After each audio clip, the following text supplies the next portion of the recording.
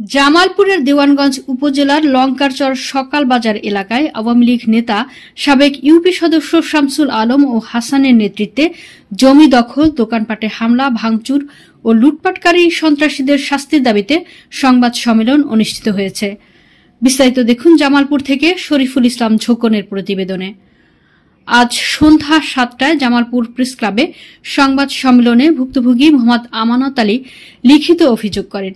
লিখিত অভিযোগে তিনি জানান, দেওয়ানগঞ্জ উপজেলার চর আমখাওয়া ইউনিয়নের লঙ্কারচর এলাকায় ইউনিয়ন আওয়ামী লীগের সদস্য শামসুল আলম গংয়ের নেতৃত্বে ২১ জানুয়ারি মঙ্গলবার আনুমানিক রাত ২টার সময় ১৪ থেকে ১৫ জনের একটি সন্ত্রাসী দল নিয়ে এলাকায় ত্রাস সৃষ্টি করে আমানতের দোকানপাট ভাঙচুর, ৫টি দোকানে থাকা মালামাল লুট করা হয়।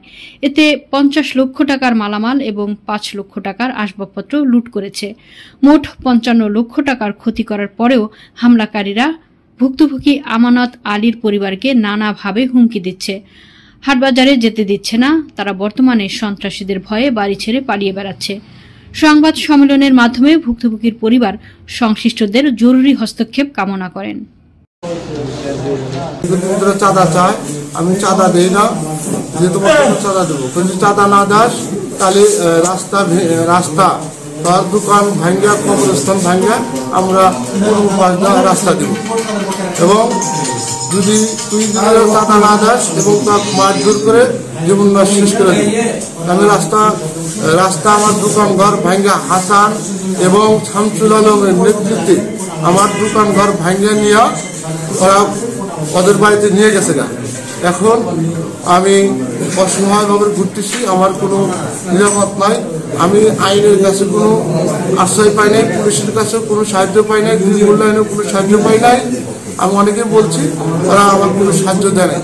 আমি ওদেরকে দৃষ্টান্তমূলক শাস্তি চাই, আমি ওদের প্রতি বিচার চাই, আমার জন্য সূক্ষ্ম বিচার দেয়।